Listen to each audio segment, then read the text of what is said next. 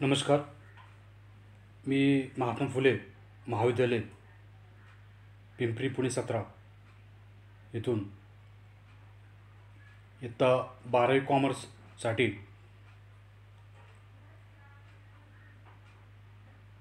विषय चिटणीसाची कार्यपद्धती असून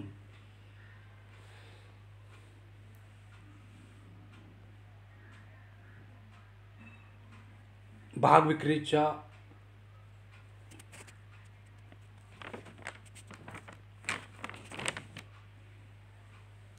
कार्यपद्धती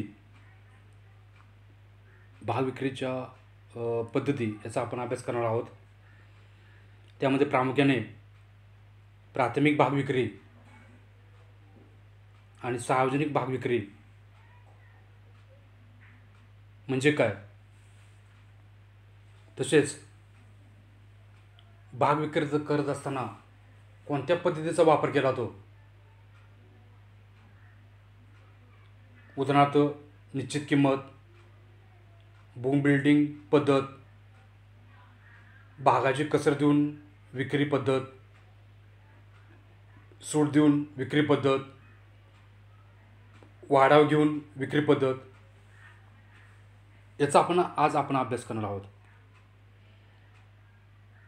प्रकरण 3 मध्ये ज्यावेळी कंपनी भाग विक्री करते त्यावेळी भाग विक्री करत असताना एखादा नवीन व्यवसाय जर सुरू करत असेल, लोकांच्या पूर्वीचे देणी जर द्यायचे असतील, मशिनरी जर खरेदी करत असेल,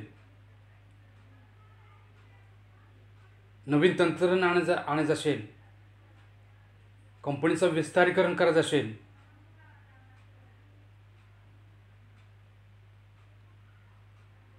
जुन्या देणेकरांचे देणे द्यायचे असेल,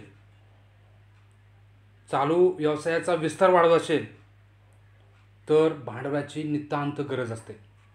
ही भांडवलाची गरज कोण भागवतं, तर सर्वसाधारणपणे भांडवलाची गरज बँका, वित्तीय संस्था हे भांडवलाची गरज भागवत असतात. ज्यावेळी बँका आणि वित्तीय संस्था भांडवलाची गरज भागवतात त्यावेळी भांडवल गरज भागवत असताना सर्वसाधारणपणे अल्प मुदतीसाठी आणि दीर्घ मुदतीसाठी भांडवल पुरवठा करत असतात. अल्प मुदत म्हणजे काय, 1 वर्ष, 2 वर्ष किंवा 5 वर्षाच्या आतील जो कालावधी असतो त्याला आपण म्हणतो अल्प मुदतीसाठी भांडवल पुरवठा करणे.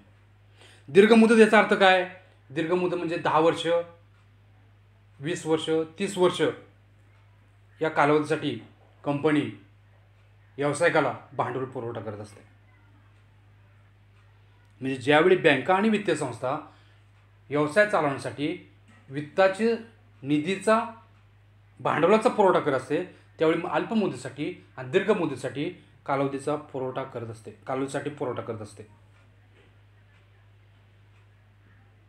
कंपनी भाग, समहक्क भाग, अग्रहक्क भाग, कर्ज रोखे, बंधपत्रे यांची विक्री करून जे भांडवल जमा होईल त्याला आपण म्हणतो भाग भांडवल. ज्यावेळी कंपनी कर्ज रोखे, बंधपत्रे यांची विक्री करून जे भांडवल जमा होईल त्याला आपण म्हणतो कर्जावर भांडवल. म्हणजे कंपनी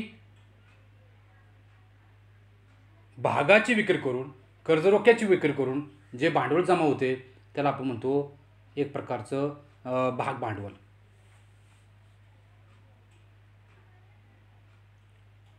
ज्यावेळी कंपनी जनतेला किंवा गुंतवणूकदाराला भागाची विक्री करते त्यावेळी भागाची विक्री करताना काही पद्धतीचा अवलंब केला जातो.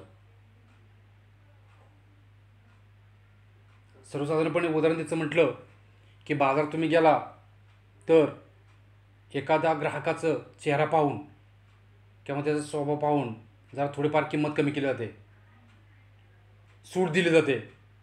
समजा एखाद्या ग्राहकाने 12 जर स्वेटर खरेदी केले तर एक स्वेटर फ्री म्हणून दिला जातो. म्हणजे एक मिळाला जो काय स्वेटर आहे तो एक प्रकारचा सूट मिळालेली त्याला. कशामुळं, तर 12 स्वेटर खरेदी केल्यामुळं. म्हणजे ज्यावेळी विक्रेता ग्राहकाला वस्तूची विक्री करतो त्यावेळी ग्राहकाला विक्री करत असताना एक प्रकारचे काही पद्धती निश्चित करत असतो.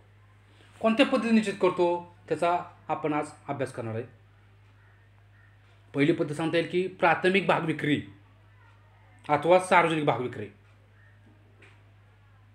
ज्यावेळी कंपनी नवीन स्थापन होते त्यावेळी कंपनी स्थापन होत असताना प्रथमतः कंपनी काय करते, कंपनीचं कार्य काय पहिलं की प्रथमतः कंपनी जनतेसाठी भाग खरेदीसाठी आव्हान करते, जाहिरात देते, माहितीपत्रकाचे निवेदन देते.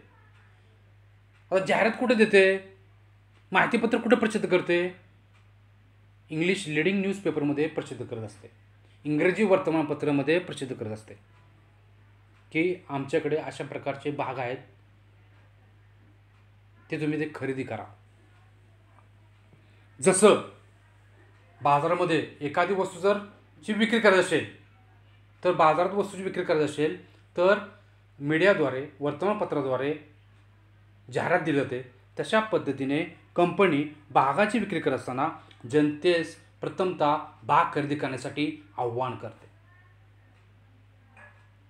आव्हान करते म्हणजे काय करते तर माहितीपत्रक प्रसिद्ध करत असते. माहितीपत्रक कशाला म्हणतो आपण, त्याला इंग्लिशमध्ये आपण म्हणतो प्रॉस्पेक्ट्स.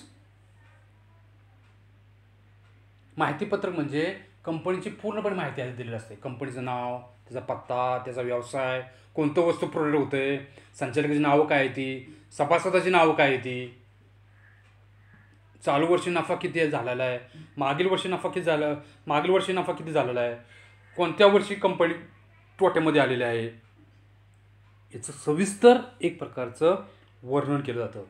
हे सविस्तर एक प्रकारची माहिती भरली जाते, त्याला आपण म्हणतो माहितीपत्रक.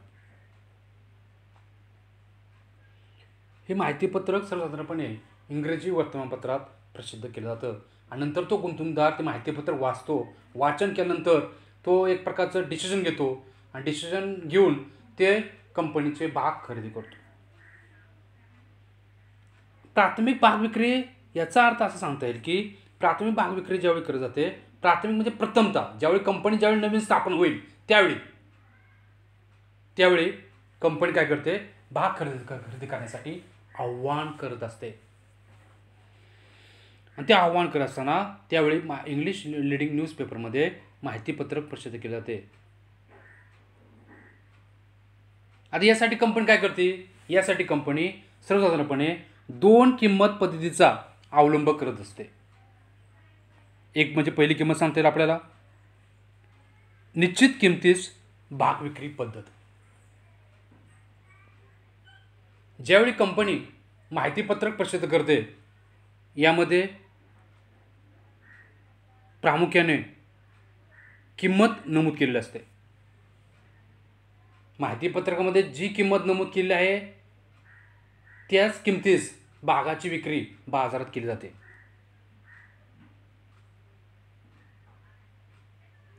आणि दर्शनी किमतीचा काही हिस्सा अर्जासोबत मागवला जातो.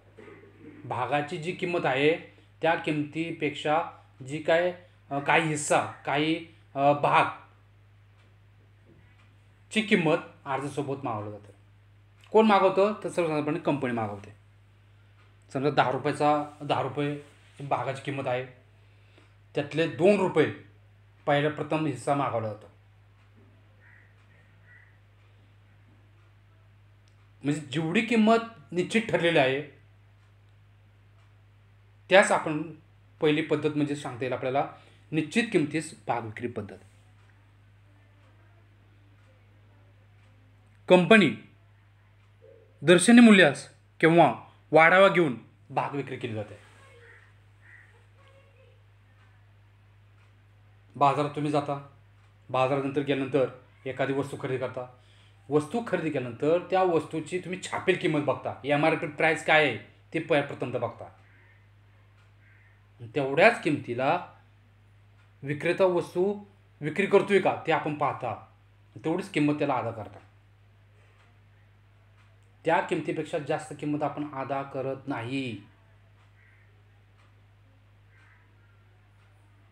तसं भागाचं जेवढं दर्शनी मूल्य असेल तेवढेच भागाची रक्कम अदा केली जाते.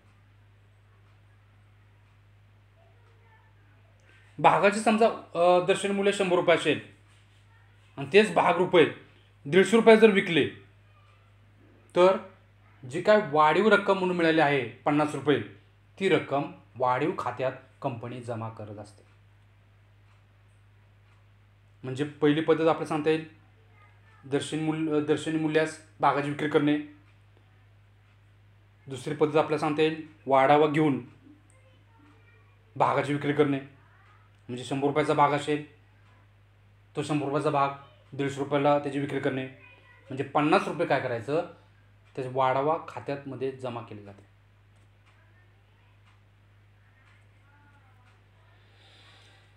दुसरी आपल्याला पद्धत पाहता येईल बुक बिल्डिंग पद्धती. बुक बिल्डिंग पद्धतीमध्ये आपल्याला काय सांगता येईल, आता सर्वसाधारणपणे कंपनी लिलाव पद्धतीने भाग विक्री निश्चित करत असते. आतापर्यंत तुम्ही पाहिलं असेल की टी व्हीमध्ये पाहिलं असेल एखाद्या बंगल्याचं किंवा एखाद्या टू व्हीलरचं जर तुम्ही त्याची पूर्ण रक्कम अदा केली नाही तर त्याच्यावर जप्ती आणली जाते. आणि ती बँक काय करते, पैसे मिळवण्यासाठी त्या बंगल्याचं किंवा त्या टू व्हीलरचं ती जी काय वस्तू आहे त्या वस्तूची विक्री लिलाव पद्धतीने करत असते. तसं इथं कंपनी गुंतवणूकदाराकडून त्या रकमेची परतफेड झाली नाही, पूर्ण परतफेड झाली नाही, तर कंपनी लिलाव पद्धतीने भाग विक्री निश्चित करत असते. म्हणजेच कंपनी भागधारकांना किंमत श्रेणी कळवते.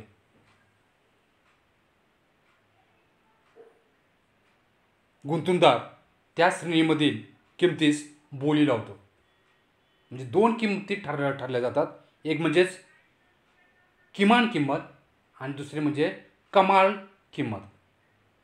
किमान किमतीस इंग्रजीमध्ये फ्लोअर प्राईस म्हणतात आणि कमाल किमतीस इंग्रजीमध्ये कॅप प्राईस म्हणतात.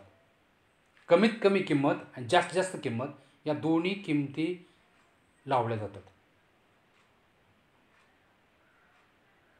जेव्हा भागाची किंमत निश्चित होईल त्यास कट ऑफ प्राईस असे म्हटले जाते. म्हणजे बुक बिल्डिंग पद्धतीमध्ये लिलाव पद्धतीने भागाची विक्री केली जाते, त्यावेळी किमान किंमत आणि जास्तीत जास्त किंमत बोली लावली जाते. जी किंमत निश्चित होईल त्या किमतीला म्हणतो आपण कट ऑफ प्राईस असं देखील म्हटलं जातं.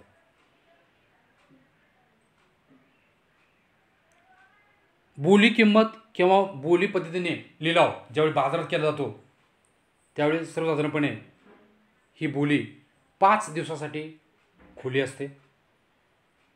बोली रक्कम व अर्ज व्यापारी बँकेकडे पाठवले जाते. व्यापारी बँक म्हणजे कोणती, तर सर्वसाधारणपणे शेड्युल्ड बँक. या बँकेमध्ये अर्ज भागाबरोबर जी रक्कम अदा झाली आहे ती रक्कम या बँकेकडे व्यापारी बँकेकडे जमा केले जातात. म्हणजे ज्यावेळी कंपनी भागाची विक्री करते त्यावेळी भागाची विक्री करत असताना बुक बिल्डिंग पद्धतीने म्हणजेच लिलाव पद्धतीने भागाची विक्री केली जाते.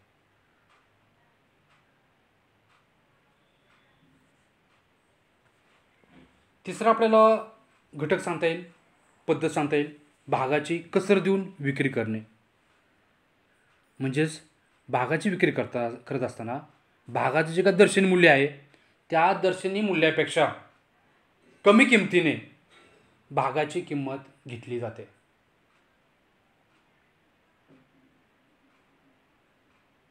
आता तुम्हाला सांगितलं एखाद्या ग्राहकाने बाजारामध्ये 12 छत्र्या किंवा 12 स्वेटर जर खरेदी केले तर एक स्वेटर फ्री दिला जातो. म्हणजे एक स्वेटर सूट दिली जाते. तसं भागाचं जर दर्शनी मूल्य 100 रुपये असेल आणि त्याची विक्री 75 रुपयास जर केली तर 25 रुपयाने भागाची कसर देऊन विक्री झाली असे म्हटले जाते. कसर देऊन याचा अर्थ काय, सूट देऊन विक्री झाली असे म्हटले जाते. इंग्रजीमध्ये म्हणतात त्याला डिस्काउंट देणे. ही झाली तिसरी पद्धत, भागाची कसर देऊन विक्री. पहिली पद्धत निश्चित किमतीस भागाची विक्री करणे. दुसरी पद्धत बुक बिल्डिंग पद्धतीने भागाची विक्री करणे आणि तिसरी पद्धत भागाची कसर देऊन विक्री करणे होय. प्राथमिक भाग विक्री करत असताना किंवा सार्वजनिक भाग विक्री करत असताना हे जे आपण पद्धती पाहिल्या त्याचा पुढचा भाग आपल्याला पाहायचा आहे. कंपनी सार्वजनिक भाग विक्री करताना पुढील 2 पद्धतीचा वापर करते.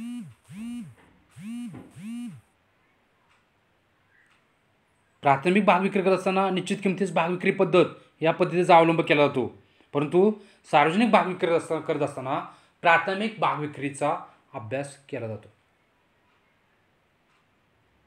आता प्राथमिक भाग विक्री कशाला म्हणतात? इंग्लिशमध्ये आपण त्याला म्हणतो initial public offer. I for initial, P for public, O for offer. या पद्धतीमध्ये कंपनी जनतेस भाग खरेदी करण्यासाठी आव्हान करते. ज्यावेळी कंपनीचं विस्तार करायचा असेल, वित्त उभारायचं असेल, भांडवलाची गरज असेल, त्यावेळी जनतेकडून भाग विक्री करून भांडवल जमा करत असते. ज्यावेळी कंपनी प्राथमिक भाग विक्रीद्वारे त्याची विक्री करते, त्यावेळी ती कंपनी एक सूचीबद्ध कंपनी असते. म्हणजेच IPOच्या आधी कंपनीचे भाग नोंदवलेले नसतात. ज्यावेळी IPOच्या नंतरच ते कंपनीचे भाग नोंदवलेले असतात, त्यालाच आपण म्हणतो सूचीबद्ध कंपनी. IPO नंतर कंपनी सूचीबद्ध बनते.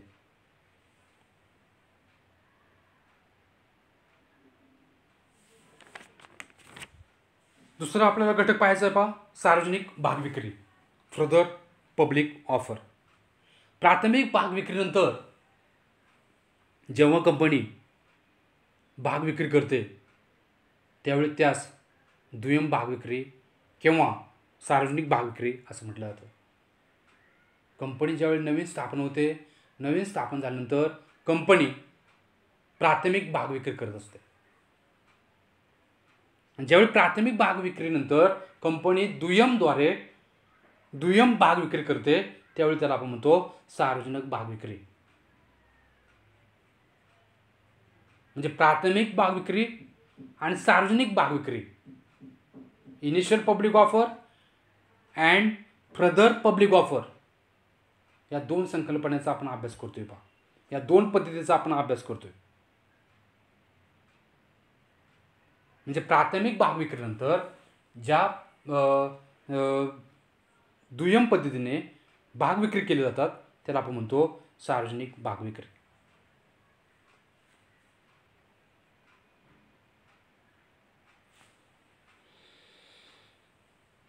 त्यानंतर आपलं पाहायचं विद्यमान समहक्क भागांना भाग विक्री. विद्यमान याचा अर्थ काय? समजा एखादी कंपनी 2001 साली स्थापन झालेली आहे आणि तेव्हापासून 2001 पासून कर्मचारी आहेत ती. 2020 साली नवीन कर्मचाऱ्यांचा कंपनीमध्ये समावेश करून घेतलेला आहे. म्हणजे पूर्वी जी भागाची किंमत होती 2001 साली, त्याच पूर्व किमतीद्वारेच त्या भागधारकांना भागाची विक्री करणे होय. त्यामध्ये सर्वसाधारणपणे हक्कभाग चा समावेश होतो. हक्कभाग म्हणजे काय? तर विद्यमान समहक्क भागधारकांना हक्कभाग दिले जातात.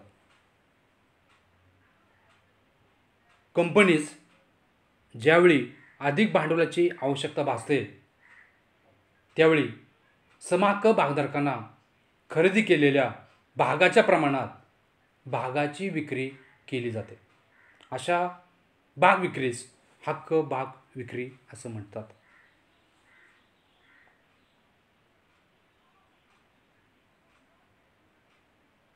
अधिकृत भांडवलापैकी ज्यावेळी कंपनीला जास्त प्रमाणात भांडवलाची गरज भासते, त्यावेळी समहक्क भागधारकांनी खरेदी केलेल्या भागाच्या प्रमाणात जास्त प्रमाणात भागाची विक्री केली जाते, त्याला आपण म्हणतो हक्क भाग.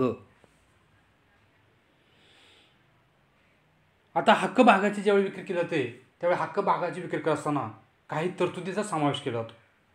पहिली तरतूद सांगते आपल्याला, हक्क भाग विक्री किंमत बाजार मूल्यापेक्षा कमी असते. म्हणजे हक्क भागाची जी किंमत आहे ते किंमत बाजार मूल्यापेक्षा त्याची किंमत कमी असते. एखाद्या गुंतवणूकदाराला भाग खरेदी करायचे असतील तर भाग खरेदी करत असताना हक्क भागाची विक्री करत असताना सर्वसाधारणपणे त्याचे मूल्य बाजार मूल्यापेक्षा कमी असते. हे पहिली तरतूद सांगता येईल आपल्याला. दुसरी तरतूद सांगता येईल, कंपनी लेटर ऑफ ऑफर हा दस्तऐवज विद्यमान भागधारकांना पाठवला जातो. म्हणजे विद्यमान भागधारकांना काही प्रमाणात ऑफर दिली जाते, सूट दिली जाते. ही दुसरी तरतूद सांगता येईल आपल्याला. म्हणजे कंपनी लेटर ऑफ ऑफर हा दस्तऐवज विद्यमान भागधारकांना पाठवला जातो. दुसरी तरतूद झाली.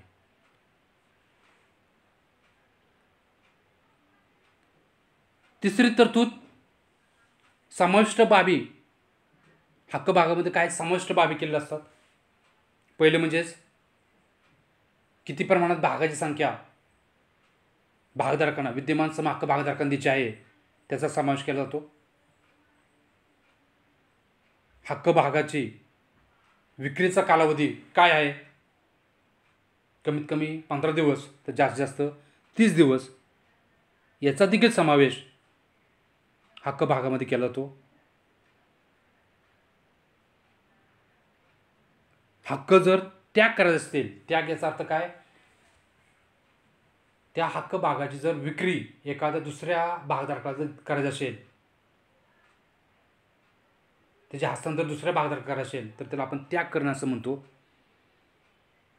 म्हणजे सर्वसाधारणपणे समाविष्ट बाबींचा समावेश होतो देऊ केलेली भागाची संख्या, भाग विक्रीचा कालावधी आणि हक्क त्याग करणे याचा समावेश हक्क भागामध्ये सर्वसाधारण केला जातो. नंतरची तरतूद म्हणजेच लेटर ऑफ ऑफर ही register post, speed post, courier electronic पद्धतीने पाठवू शकतात. म्हणजे हक्क भागाची जर विक्री करायची असेल तर हक्क भागाची विक्री करत असताना विद्यमान भागधारकांना लेटर ऑफ ऑफरद्वारे ही रजिस्टर पोस्ट, स्पीड पोस्ट आणि कुरिअरद्वारे किंवा इलेक्ट्रॉनिक पद्धतीने पाठवले जाऊ शकते. पुढची तरतूद म्हणजे सांगता येईल आपल्याला, जर विद्यमान भागधारकांनी हक्क भाग त्यांना खरेदी करायचे असतील तर विशिष्ट अशा मुदतीत त्यांनी प्रतिसाद दिला नाही, भाग खरेदी करण्यासाठी ते इच्छुक नसतील असे गृहीत धरले जाते आणि नवीन गुंतवणूकदारांना त्या हक्क भागाची विक्री केली जाते.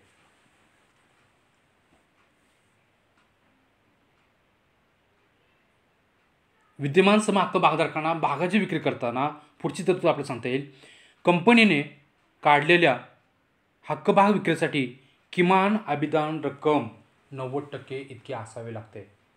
जर किमान अभिदान रक्कम 90% रक्कम इतकी नसेल तर विद्यमान समहक्क भागधारकांना हक्क भागाची विक्री करता येत नाही.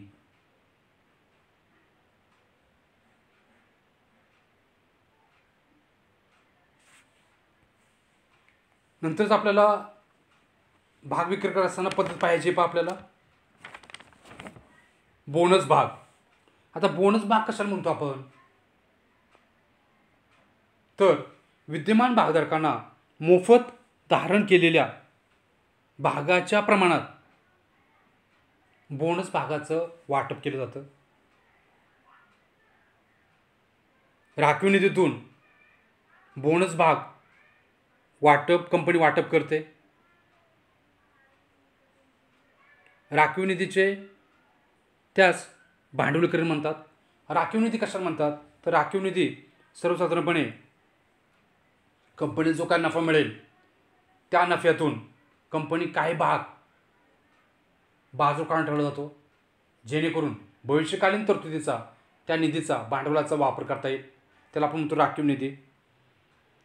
राखीव निधीतून बोनस भाग वाटप केले जातात, त्यालाच आपण म्हणतो राखीव निधीचे भांडवलीकरण. बोनस भाग कशाला म्हणतात, तर विद्यमान भागधारकांना मोफत धारण केलेल्या भागाच्या प्रमाणात. उदाहरणार्थ सांगता येईल आपल्याला 2:1 प्रमाणे, म्हणजेच गुंतवणूकदाराने कंपनीचे 2 भाग धारण केलेले आहेत. कंपनीचे जर 2 भाग त्या गुंतवणूकदाराने जर धारण केले तर एक भाग मोफत दिला जातो, त्याला आपण म्हणतो बोनस भाग. परंतु त्या गुंतवणूकदाराने कंपनीचे 2 भाग खरेदी केले पाहिजे. जसं मगाशी मी तुम्हाला सांगितलं की एखाद्या गुंतवणूकदाराने किंवा ग्राहकाने 12 छत्र्या किंवा 12 स्वेटर खरेदी केले आणि त्याला 1 स्वेटर मोफत दिला जातो. तसं इथं बाजारामध्ये कंपनीचे जर त्या गुंतवणूकदाराने कंपनीचे 2 भाग खरेदी केले तर त्याला 1 भाग मोफत दिला जातो, त्याला आपण म्हणतो बोनस भाग.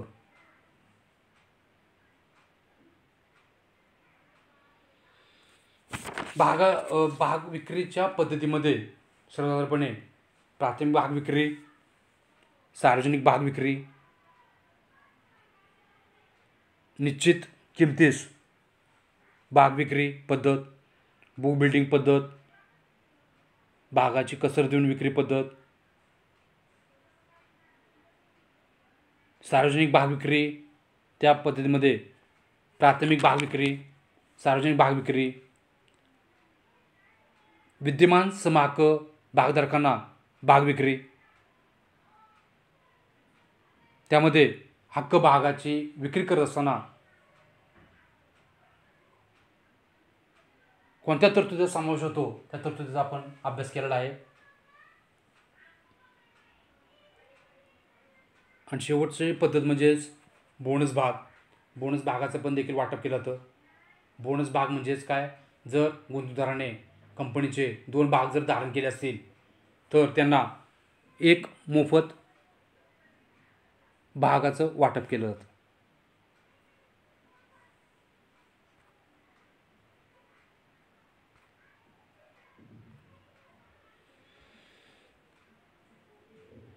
अशा प्रकारे आज आपण प्रकरण 3 मध्ये भागाची विक्री करत असताना भागाच्या काही संज्ञा याचा आपण अभ्यास केलेला आहे. भागाच्या संबंधित विविध संकल्पनांचा अभ्यास केलेला आहे. तसेच भागाच्या विक्रीच्या पद्धती काय आहेत याचा देखील आपण प्रामुख्याने अभ्यास केलेला आहे. धन्यवाद.